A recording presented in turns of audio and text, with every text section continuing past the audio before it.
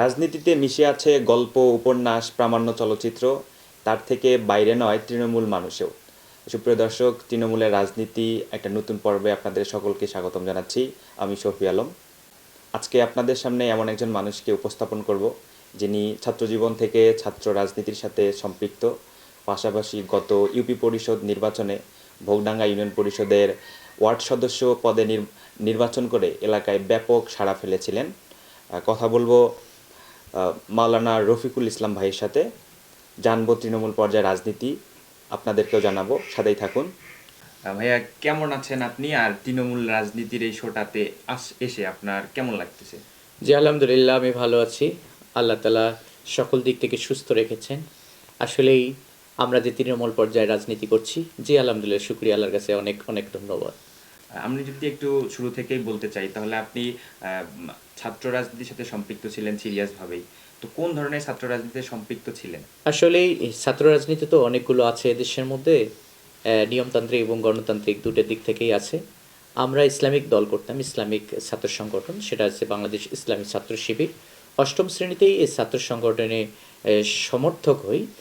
এটাকে তো মানে ক্যাটাগরি, অর্থাৎ ক্যাডার ভিত্তিক, যেটা এখানে সমর্থক আছে, কর্মী আছে, সাথী আছে, তারপর সদস্য আছে। আমি সর্বোচ্চ সদস্য নিয়েছিলাম 2015 সালে। আর সেখান থেকে সর্বশেষ দায়িত্ব পালন করেছিলাম জেলা প্রকাশনা সম্পাদক ইসলামী ছাত্র শিবিরের। আর এই সংগঠনের সাথে যুক্ত হওয়ার স্পেসিফিক কোনো কারণ আপনার কাছে আছে কি? হ্যাঁ, অবশ্যই কারণ আছে। ইসলামী ছাত্র শিবির আসলে, আমি যতটুকু উপকার পেয়েছি, ইসলামী ছাত্র শিবির দুটো কাজ অন্যতম করেন। একটা হচ্ছে ভালো মুসলিম গঠন করার একটা কারিগর, আরেকটা হচ্ছে ভালো একজন স্টুডেন্ট সেখানে গেলে তৈরি হওয়া যায়। আসলেই এই দুটো কারণ, একটা ভালো স্টুডেন্টদের জন্য ভালো দুনিয়ার একটা কেরিয়ার গঠন হতে পারে, আর ভালো মুসলিমদের জন্য পরকালে আল্লাহ তালার একটা সর্বোচ্চ জান্নাত পাওয়া আশা। এই দুটো কারণে অবশ্যই আমি ইসলামী ছাত্র শিবিরে যোগ দিয়েছিলাম। বাংলাদেশ ইসলামী ছাত্র শিবির বা যোগদানের পর থেকে কতদূর পর্যন্ত আসছেন, আর বর্তমান আপনার রাজনীতি ও পরিচয়? ইসলামী ছাত্র শিবির 2012 সালেই যোগদান দিয়েছিলাম। আর সর্বশেষ আমি 2018-তে বিদায় নিয়েছি। বর্তমান বাংলাদেশ ছাত্র সংগঠনের বৃহত্তর সংগঠন বাংলাদেশ জামাত ইসলামীতে আছি, এবং সেখানেও সদস্য শপথ নিয়েছি। আপাতত আমাদের ইউনিয়ন টিমের সদস্য, কর্মপরিষদ। ধন্যবাদ। আপনার রাজনীতির ভবিষ্যৎ উজ্জ্বল কামনা করছে তৃণমূল টিম। আমি যদি একটু নিচের দিক থেকে প্রশ্ন করা শুরু করি, তাহলে দেখি যে যখন ফ্যাসিস্টদের শাসনামল ছিল, গত 15 সাড়ে 15 বছরে তারা এই রাজনৈতিক সংগঠনগুলো বিভিন্নভাবে নিপীড়িত করছিল। আমরা যদি বলি যে হিন্দু সম্প্রদায়কেও ইসলামী ছাত্র শিবির ভেবে অনেকভাবে নির্যাতিত করা হয়েছিল। তো ঠিক সেই সময় আপনি যখন একটা রাজনীতি ছাত্র শিবিরের সাথে সম্পৃক্ত ছিলেন, তা আপনার ব্যক্তিগত দিক থেকে এই সংগঠনে থাকার কীরকম অভিজ্ঞতা মনে হয়েছিল আপনার, আর সংগঠনের দিক থেকেও কীরকম মনে হয়েছিল? জি শুক্রিয়া। এখানে আপনি দুটো প্রশ্ন করেছেন। এক নম্বর প্রশ্ন হচ্ছে গত 15 বছরের জুলুম নির্যাতন। আসলেই আমরা আল্লাহ রাসূলের সেই দেওয়া হাদিস, আদ-দুনিয়া সিজনুল মুমিন ওয়া জান্নাতুল কাফির, আমরা হয়তোবা দুনিয়াটাকে আমরা একটা কয়েদখানা মনে করি, জেলখানা মনে করি। আমরা এখনও দুনিয়াতে জেলখানায় আছি, হয়তোবা সেখানকারটা ছোট, বর্তমানকারটা বড়, সেটা আমাদের কাছে কিছু মনে হচ্ছে না। আরেকটা হচ্ছে যে অমুসলিমদের রাজনীতি করার সংগঠন। আসলেই অমুসলিমরাও এই দেশের মধ্যেই পার পায়নি, যেটা তাদের যে জুলুমটা ছিল। মুসলিম এবং অমুসলিম সকলেই, যেমন বিশ্বজিৎ হত্যা করা হয়েছিল, আবরার ফাহাদ তিনিও মুসলিম ছিলেন, দুজনেই কিন্তু একজন মুসলিম একজন অমুসলিম। এভাবেই আসলেই চলছে দুনিয়ার রাজনীতিটা। হয়তোবা অনেকেই প্রভাব খাটিয়ে রাজনীতি করে, অনেকে ব্যক্তি চরিত্র ক্যারেক্টার নিয়ে রাজনীতি করে, অথবা আদর্শ দিয়ে রাজনীতি করে। তবে ব্যক্তি ক্যারেক্টারে যারা রাজনীতি করে তাদের এই রাজনীতিটা সব সময় আর কি টিকে থাকে আর কি, আমৃত্যু পর্যন্ত। আর যারা ক্ষমতার বলে রাজনীতি করতেছে, আসলে এই রাজনীতিতে ক্ষমতা যতদিন ততদিন টিকে থাকে। মানে আপনার তখন কি মনে হয়েছিল যে এই রাজনীতিটা মনে হয় করা ভালো মনে হয়েছিল, নাকি এরকম কিছু? আসলে আমি আমার জীবনে রাজনীতিতে এসেছি একটা কারণেই, আল্লাহর দেওয়া দিন এ সমাজে প্রতিষ্ঠিত করতে হবে। এটা আল্লাহ তালা আমাদেরকে দায়িত্ব দিয়েছেন। আল্লাহ তালা বলেছেন, ওমা লাকুম লা তুকাতিলুনা ফি সাবিলিল্লাহ ওয়াল মুস্তাদআফিনা মিনার রিজালিন নিসাই ওয়াল উলদান। আল্লাহ তালা বলেছেন, হে মানব সকল, তোমাদের কি হলো, তোমরা বসে আছো কেন?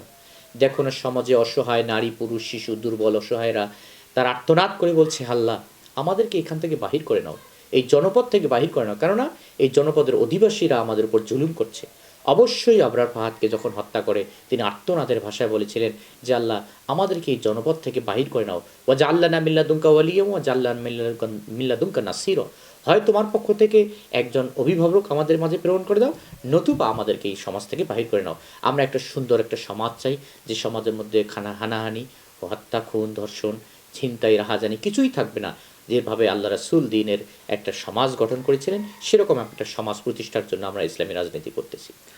বাংলাদেশ ছাত্রলীগ তারা যদি তাদের আদর্শ বা আসলেই প্রত্যেকটা ছাত্র সংগঠন আছে সাম্য মৈত্রী, হয়তোবা এরকম তাদের কোনো স্লোগান আছে, আসলেই তারা তাদের মূল ধারার থেকে সরে এসে যাওয়ার কারণেই তাদের দ্বারা এই ধরনের মানে বিশৃঙ্খলা ঘটতেছে।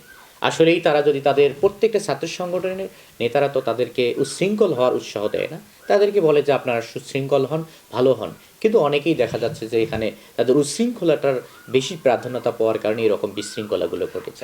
ছাত্রলীগের যে প্রজ্ঞাপন বা সংগঠন হিসেবে বাতিল করা হয়েছে, এই বাতিল করার পিছনে এই মতামতটাকে আপনি কিভাবে দেখেন? এটা শুধু ছাত্রলীগের অতীত ইতিহাস খুঁজে বাহির করে তাদেরকে বাতিল করা হয়েছে। দেখা যাচ্ছে যে বিশ্বজিৎ হত্যা, আবরার ফাহাদ হত্যা, এরকমভাবে নৈরাজ্য, সন্ত্রাসবাদ, এরকমভাবে বিভিন্ন ধরনের ক্যাটাগরিতে তাদের আইনি প্রক্রিয়ায়, আমরা বলবো না কিন্তু তাদের আইনি প্রক্রিয়ায় তারা নিষিদ্ধ হয়েছে সংগঠনটি। আচ্ছা, আমরা দেখেছি গত ইউনিয়ন পরিষদ নির্বাচনে আপনি বগডাঙ্গা ইউনিয়ন পরিষদ থেকে ওয়ার্ড সদস্য পদে নির্বাচন করেছিলেন। তো একটা দলের প্রতিনিধি হিসেবে থাকার পরে আবার জনগণের প্রতিনিধির মধ্যে আসার এই উপলব্ধিটা কিভাবে হলো, মানে জাগ্রত? আসলেই আমরা দেখতে পাচ্ছি অনেক মানুষ বলেন যে আলেম বা ইসলাম বা ইসলামিক মাইন্ডেড যারা আছেন তাদেরকে ইউনিয়ন পরিষদ গেলেই নাকি নষ্ট হয়ে যাবে, সেটা নয়। আমাদের উজ্জ্বল দৃষ্টান্ত হচ্ছে এই ভোগডাঙ্গা ইউনিয়নের একজন মেম্বার আব্দুল আলিম। তিনি বিগত 23 বছর ধরে মেম্বারি টানা চলে আসতেছে 4 থেকে 5 বার। তার দ্বারা তো কোনো অন্যায় অবিচার সংগঠিত হয়নি। এরকমভাবে আমরাও চাচ্ছি যে প্রত্যেকটা ওয়ার্ড থেকে শুরু করে রুট লেভেল থেকে শুরু করে সর্বোচ্চ সংসদ ভবন পর্যন্ত আমরা একজন সৎ এবং দক্ষ, শুধু দক্ষতাই নয় সততারও প্রয়োজন আছে, শুধু সততাই নয় দক্ষতারও প্রয়োজন আছে। আমরা দুটোর সমন্বয়ে একটা সুন্দর একটা সমাজ গঠন করার জন্য আমরা এগিয়ে আসতে চাই। সে লক্ষ্যকেই সামনে নিয়ে আমরা বা আমি সংগঠনের সিদ্ধান্তক্রমে আমি এই ইলেকশন করেছি। আল্লাহর রহমতে যথেষ্ট পরিমাণ সাড়া পেয়েছি, কিন্তু বিজয়টা আসেনি। আচ্ছা, নির্বাচন করবেন, যদি নির্বাচন করেন আর নির্বাচিত যদি হন, তাহলে সর্বপ্রথম আপনি কোন জায়গাগুলোর মধ্যে সংস্করণ নিয়ে আসতে চাইবেন, সেই বিষয়ে যদি কিছু বলছেন। জি শুকরিয়া। সংগঠন যদি চায় বা আমাকে মনে করে যে তোমাকে নির্বাচন করতে হবে, সেক্ষেত্রে সংগঠন আনুগত্য, আর আমরা এই আনুগত্যটাকে ফরজ মনে করি, যেহেতু আল্লাহ তাআলারও এখানে নির্দেশ রয়েছেন। আমি সর্বপ্রথম চাচ্ছি যে দেশের এই যে কয়েক লক্ষ যুব সমাজ, 26 লক্ষ, আমি ছোট কিন্তু আমাদের চিন্তা একটু হলেও আমাকে বেশি করতে হবে।